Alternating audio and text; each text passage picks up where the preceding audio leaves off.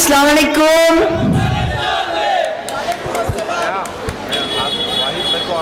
वाहिद भाई, आजाद भाई, अजीज भाई प्लीज स्टेज पे आ जाए। वाहिद भाई, आजाद भाई, अजीज भाई स्टेज पे आए प्लीज। अस्सलाम वालेकुम। आए हुए मेरी इस मंच पर बैठे सभी लोग, आई हुई मेरी माएँ, मेरी बहनें, मेरे नौजवान, मेरे बुजुर्ग, आप सभी लोगों का मैं इस्तकबाल करती हूँ। और शरीफा रोड मेरा बचपन गुजरा इस गली में।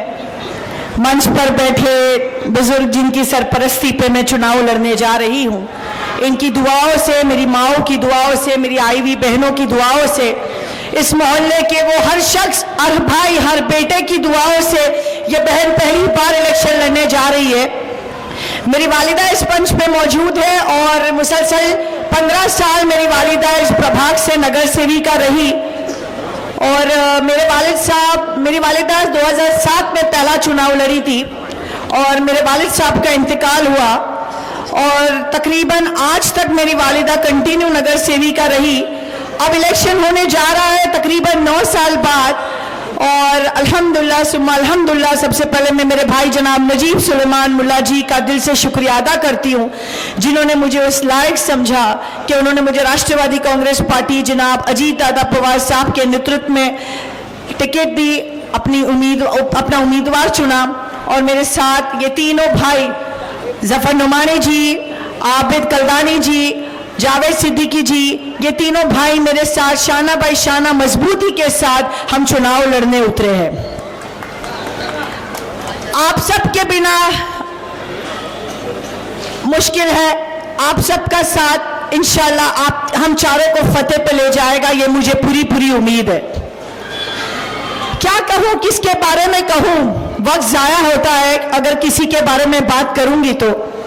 ये मोहल्ले के लोग जानते हैं कि मैं जफर भाई हर वक्त इस प्रभाग में धूप हो, छाँव हो, आंधी हो, तूफान हो, बारिश हो, मुसलसल हम अपने प्रभाग में अपनी आवाम का काम करते रहे। जफर भाई मित्तल से लेके शरीफा रोड तक, मैं शरीफा रोड से लेके तनवर नगर तक काम संभालने की पूरी कोशिश करती आ रही हूँ और मैं इंशाअल्लाह ताला 16 तारीख के बाद इंशाअल्लाह अल्लाह ने मुझे फतेह किया तो मैं उसी तरह मुकम्मल अंजाम दूंगी अपने कामों का, जिस तरह मैं आपके बीच आज तक काम करते आ रही हूँ। आपको नहीं लगता नौजवानों कि शहर में बदलाव की जरूरत है? जोर से बोलो, जरूरत है कि नहीं? अरे बस हो गया ना भाइयों, 16 साल हमने दिया, जुमले सुने, गुमराह हम हो रहे हैं, अच्छा ये ट्रेंड हो गया है। एमपी इलेक्शन में विचारधारा खतरे में थी, मुसलमान खतरे में था, संविधान खतरे में था, एमएलए में भी मुसलमान खतरे में था, विचारधारा खतरे में थी, इस्लाम खतरे में था, कुरान खतरे में था, नऊज़ बिल्लाह। और अभी लोकल इलेक्शन में भी ये सारी चीजें खतरे में। अरे डेवलपमेंट पे कब बात करोगे? हमारी आवाम के बीच में वोट लेते वक्त बड़ी बातें करते हो, बड़े मैनिफेस्टो बताते हो। जरा एक मैनिफेस्टो का पन्ना तो बताओ जो तुमने इस शहर में मुकम्मल किया। आज तक मैनिफेस्टो बने, रद्दी में चले गए, लेकिन शहर का कोई फायदा नहीं हुआ। टोरेंट याद है आपको?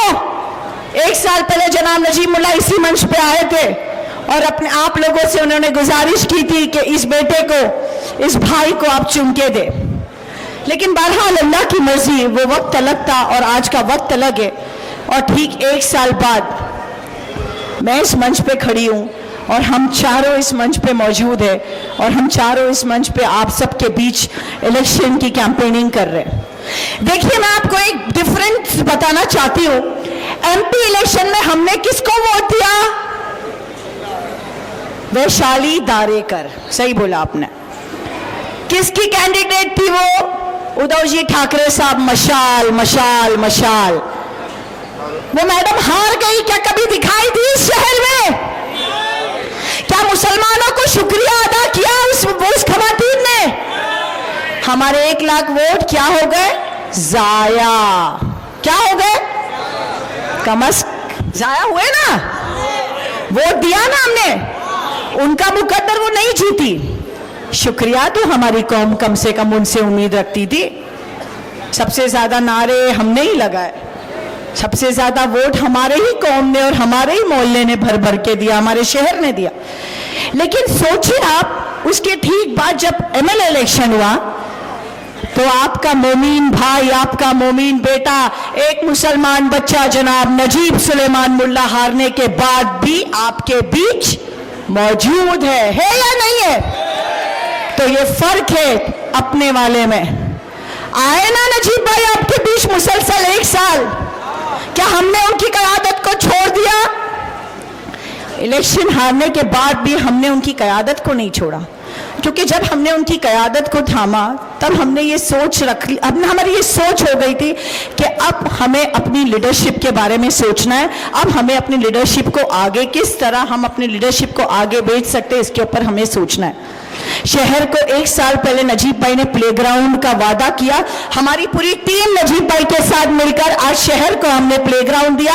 आप जाए विस्ता वैली में शिया कोजा कब्रिस्तान के पीछे 4.25 एकड़ का प्लेग्राउंड दिया गया है। उस प्लेग्राउंड का काम चालू है, उस प्लेग्राउंड का लेवलिंग का काम हो चुका है, उस प्लेग्राउंड की भरनी का काम चालू है। तो कम से कम उस बेटे ने, उस भाई ने अपनी जबान की कीमत और अहमियत तो रखी। जो नौजवानों से किया था नजीबुल्लाह ने वादा, वो पूरा हुआ कि नहीं? तो हमारे बीच जो आते हैं सिर्फ हमारे वोट मांगने और हमें डराते हैं, और फिर वो हमारे बीच जब हारते हैं तो इस तरह गायब हो जाते हैं जैसे हमारे बीच वो कभी आए ही नहीं थे। तो ये इंसान जो हमारे बीच नजीब मुल्ला जी आते हैं, हमारे सुख को, हमारे दुख को सुनते हैं, हमारी कौम के लिए मुसलसल हम उनके साथ म्युनिसिपल कॉरपोरेशन में मुमरा शहर के कई बेहतरीन प्रोजेक्ट्स पे हम काम कर रहे हैं। मैं आपको बता दूं, उम्मीद फाउंडेशन की वो जिस जमीन पर उम्मीद फाउंडेशन है, उस जमीन पर ग्राउंड+2 का एक स्कूल आने जा रहा है। एक बहुत ही बेहतरीन स्कूल जिसका आर्किटेक्ट, जिसका पूरा प्लानिंग म्युनिसिपल कॉरपोरेशन में नजीब भाई और उनकी टीम मुसलसल हम 6-8 महीने से उस पर काम कर रहे हैं। जैसे ही इलेक्शंस खत्म होगा, कोड ऑफ कंडक्ट खत्म होगा, उसके बाद उस प्रोजेक्ट्स के ऊपर इंशाल्लाह ताला हम काम करना फिर शुरू करेंगे।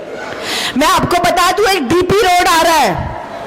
जफर भाई और मैं मुसलसल उस रोड के लिए, मेरी वालिदा जफर भाई ने लेटर दिया था कहीं बार, और जनाब नजीब सुलेमान मुल्ला ने हमारा बहुत साथ दिया।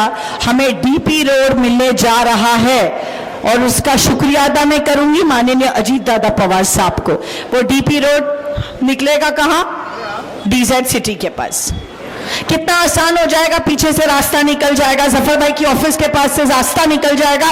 हमें मित्तल जाना है, हम अपने ही मोहल्ले से मित्तल पहुंच जाएंगे, हमें शरीफा रोड क्रॉस करके मित्तल जाने की जरूरत नहीं पड़ेगी। तो वाटर मीटर, गटर, नाला, विचारधारा, संविधान, मुसलमान खतरे में, ये सारी बातें नहीं सुननी है हमें सुनना है तो हमारा कौम तरक्की कैसे करेगा, नौजवान एजुकेट कैसा होगा, मेरी बैठी हुई खवातीनों को किस तरह रोजगार मिलेगी, ये खवातीनों को घर बैठकर किस तरह मैं एक सोर्स ऑफ इनकम जनरेट करने की मदद कर सकूं, जो कि ये अपने शोहर के साथ शाना बाई शाना खड़े होकर उनका फाइनेंशियल सपोर्ट बन सके। किस तरह मोहल्ले में पानी की परेशानी जो हर वक्त होती है वो ना हो, इसके ऊपर हम काम करेंगे। किस तरह मैं मेन लाइन से पानी आपके ला सकूं और घर घर पानी पहुंचा सकूं, मेरी ये सोचे। किस तरह इस शहर में गार्डन हो, किस तरह इस शहर में स्पोर्ट्स एकेडमी हो, किस तरह इस शहर में गर्ल्स हॉस्टल हो, किस तरह इस शहर का हॉकर्स जोन को एक जगह मिलनी चाहिए कि ये रास्ते से हॉकर्स एक जगह पे चले जाए। किस तरह शहर ट्रैफिक फ्री हो। ये इतने सारे मुद्दे हैं, लेकिन ये सारे मुद्दों को एक तरफ रखकर बात क्या की जा रही है? विचारधारा। नीतीश कुमार, बिहार का मुसलमान निपट लेगा नीतीश कुमार को। तुम मुमरा शहर की बात करो, मुमरा के मुसलमानों की बात करो, मुमरा के हिंदू भाइयों की बात करो, मुमरा की आवाम की बात करो जिससे तुमको मुसलसल 16 साल चुन के दिया। हमारे बारे में बात करो, हमने आपको वोट दिया, हमको नीतीश कुमार में कोई इंटरेस्ट नहीं है। हमको नीतीश कुमार में कोई इंटरेस्ट नहीं है। हमको हमारे मोहल्ले के माशरे को किस तरह बदला जाए, हमारी कौम तरक्की कैसे करेगी, हमारा नौजवान का मुस्तकबिल, मुझे इस बात में बहुत ज्यादा दिलचस्पी है। तो इसका सवाल कौन पूछेगा? मैं पूछूंगी, ये बैठे मेरे भाई पूछेंगे, घड़ी का हर वो कैंडिडेट पूछेगा, क्योंकि मैं अल्लाह रब्बुल आलमीन से डरती हूं, मैं किसी नेता से नहीं डरती। मेरा घर कोई नेता नहीं चलाता।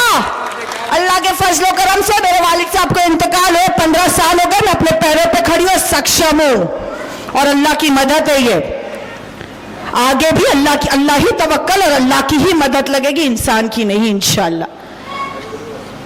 ये बेटा, ये भाई जफर नुमानी आज कलवा मुमरा विधानसभा का अध्यक्ष है। बड़े गर्व से आपने कहा था इस बेटे का करियर खत्म करने की बात। मुझे तो आपका अपना करियर खत्म होता हुआ नजर आ रहा है। अरे आपकी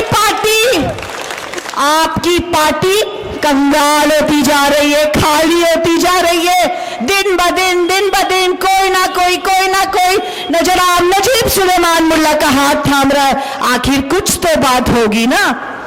ताली एक हाथ से नहीं बजती, ताली 2 हाथ से बजती है। मुसलसल जो कार्यकर्ताओं ने आपके झंडे लहराए, जिंदाबाद मुर्दाबाद के नारे लगाया, और आपने तो वो बच्चों को, वो कार्यकर्ताओं को तक नहीं छोड़ा। बड़े अफसोस की बात है, सिर्फ हमारी कौम के साथ धोखा किया होता है। हमारे बीच आते हैं, वोटों की बात करते हैं। अरे सेक्युलरिज्म की बात करने वालों, तुम अविनाश यादव के साथ उठते हो, बैठते हो, खाते हो, पीते हो। राज ठाकरे जो हमारा सबसे बड़ा दुश्मन, तुम उसके साथ बैठते हो, उसके साथ तुमने मनसे के साथ अलायंस किया, और तुम नजीब मुल्ला पे बात करते हो। इनसे पूछे, अगर तुम मुसलमानों के सेक्युलर नेता हो तो तुम राज ठाकरे की मनसे के साथ अलायंस क्यों हो? और हमारे अजीत दादा पवार साहब, उनकी पार्टी में अगर बहुत कमी है तो माननीय पवार साहब उनके साथ पुणे में अलायंस क्यों है? इसका सवाल कौन करेगा? एक न्यूज़पेपर का आर्टिकल हाल ही में मैंने पढ़ी थी, मैंने नजीब भाई को भी वो आर्टिकल फॉरवर्ड की। हमारे विधायक कह रहे हैं अजीत दादा पवार साहब इज ऑलमोस्ट वेलकम कि वो शरद पवार साहब के साथ मिलकर अलायंस करें। वाह रे वाह, 1 साल पहले तो घड़ी छोड़ता अजीत दादा, आज तुम उसको वेलकम कर रहे हो। अरे तुम क्या वेलकम करोगे हमारे अजीत दादा को? वो तुमको पार्टी में लेने को वेलकम नहीं कर रहे भाई, तुम क्या वेलकम करोगे? बहुत कोशिश की गई मुझे और जफर नुमानी को तोड़ने की, इस भाई बहन के रिश्ते को तोड़ने की। किस तरह में ये टूटे, किस तरह मैं एनसीपी घड़ी में, तो किस तरह जफर नुमानी उनकी बात चला जाए। लेकिन इतना ईमान कमजोर नहीं है। तुमने क्या समझ रखा है कि मुसलमान पैसों में बिक जाएगा? क्या पैसों में बिकने वाली हमारी कौम नहीं है। ये गलत फहमी है कि तुम सोच रहे हो कि पैसों में बिकने वाली हमारी कौम है। आज देखो अल्लाह की मदद, कोई नहीं बचा, कैंडिडेट ढूंढ रहे, पकड़ के टिकट दे रहे, कोई बचा ही नहीं है तो देंगे किसको? हर उरूज का सवाल है, और मैं समझती हूँ सवाल आ चुका है। मैं आप सबसे बस इतनी ही गुजारिश करना चाहती हूँ, आने वाली 15 तारीख को आप सबको घड़ी की निशानी पे वोट करना है।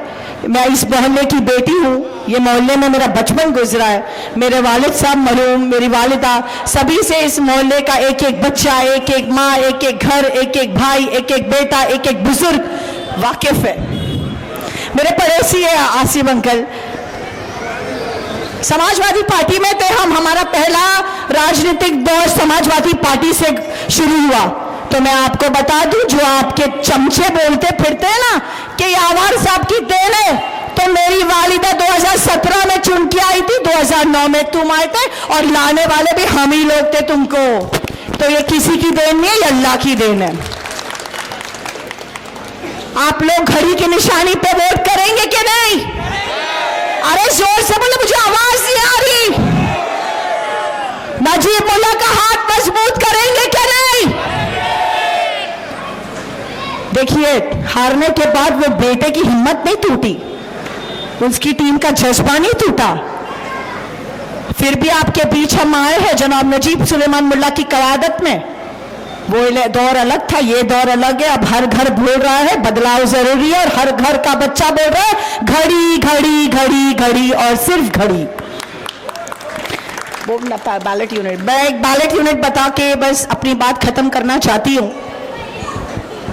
इस बार आपको 4 वोट देने हैं, हर कैंडिडेट को, आपको हर इंसान को हर इंसान को 4 वोट देने। आप सबका 4 वोट, ये 3 मशीन होगी, मशीन 1, मशीन 2, मशीन 3, और पहली मशीन पे 2 बार घड़ी है। सेकेंड नंबर पे आबिद अली कलदानी, आवाज आई? पहली मशीन पे, वहीं नीचे आप देखेंगे 3rd नंबर पे सिद्दीकी फरहा, और आप दूसरी मशीन पे आएंगे तो मेरा नेहा नसरुद्दीन नाइक 2nd नंबर पे घड़ी, और आप 3rd मशीन पे आए 2nd नंबर पे जफर नुमानी जी घड़ी। कितने वोट हुए? पहली मशीन पे कितने हैं? दूसरी मशीन पे कितने हैं? तीसरी मशीन पे कितने हैं?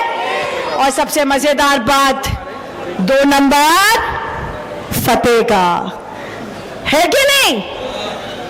तो ये भी अल्लाह की मर्जी है। दुआ में याद रखें, 15 तारीख को बाद नमाज फजर अपने घर से उतर के घड़ी पे वोट करने ना भूलें। हम आपकी गली, आपके मोहल्ले के लोग हैं, और आपके बीच आपकी खादिम बन के, आपकी कौम की बच्ची बनकर इंशाल्लाह इसी तरह मैं आपके दरमियान रहूंगी। चुनकर जाने के बाद म्युनिसिपल कॉरपोरेशन में बिना डरे, बिना घबराए अपने कौम के लिए इसी तरह आवाज उठाकर मैं हर वो मुमकिन ना चीज लाने की कोशिश करूंगी जो मेरी कौम का हक है। जज़ाकल्लाह खैर, अल्लाह हाफ़िज़।